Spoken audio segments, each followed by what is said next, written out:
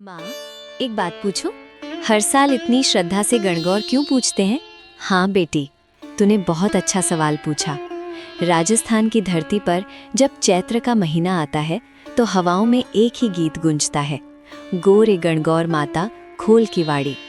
लेकिन गणगौर सिर्फ एक त्योहार नहीं है, ये प्रेम, नारी शक्ति और सौभाग्य का उत्सव है। माँ, गणगौर का मतलब क्या होता है? गण का मतलब है भगवान शिव, जिन्हें यहाँ राजस्थान में ईसर जी कहा जाता है, और गौर का मतलब है माता पार्वती। ये त्योहार शिव और पार्वती के अटूट प्रेम की याद दिलाता है। फिर माँ, हम उनकी पूजा क्यों करते हैं? कहते हैं बेटी, माता पार्वती ने भगवान शिव को पति के रूप में पाने के लिए बहुत कठोर तपस्या की थी, और चैत्र शुक्ल तृतीया के दिन उनकी ये मनोकामना पूरी हुई।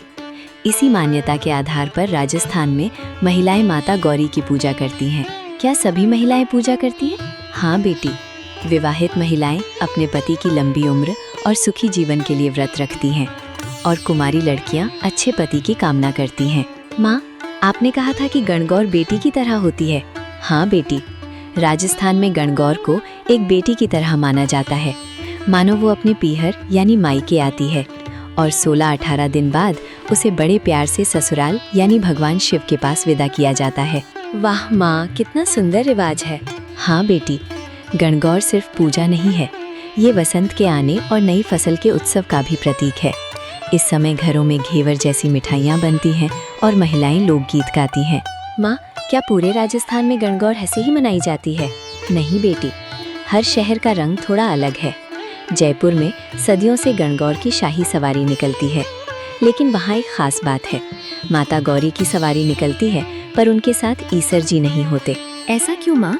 ये एक पुरानी ऐतिहासिक परंपरा है, इसीलिए आज भी जयपुर में माता गौरी अकेले ही अपनी सहेलियों के साथ सवारी पर निकलती हैं। और मेवाड़ यानी उदयपुर की गणगौर अपनी झीलों के कारण बहुत प्रसिद्ध है।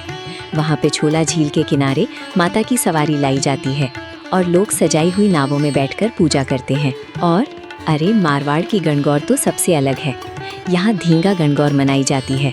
महिलाएं अलग अलग स्वांग धारण करती हैं और हाथों में बेंत लेकर निकलती हैं। कहते हैं अगर किसी कुंवारे लड़के को महिला की बेंत लग जाए तो उसका विवाह जल्दी हो जाता है। और यहाँ घुरला घुमाने की परंपरा भी होती है, जो राजा सातल देव की विजय की याद दिलाती है। माँ, अब समझ आया गणगौर इतना खास क्यों है। हाँ बेटी, और इसीलिए राजस्थान में कहा जाता है, तीज त्योवारा बावड़ी ले डूबी गणगौर। क्या मतलब माँ? मैं कुछ समझी नहीं।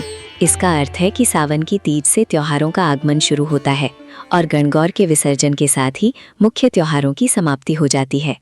गणगौर केवल एक त्योहार नहीं, ये राजस्थान की संस्कृति, प्रेम और परंपरा का सबसे सुंदर उत्सव है। अगर आपको ये वीडियो पसंद आया हो तो कृपया इसे लाइक, कमेंट और शेयर जरूर करें। आपका एक शेयर किसी और के दिल तक ये बात पहुंचा सकता है। Thank you.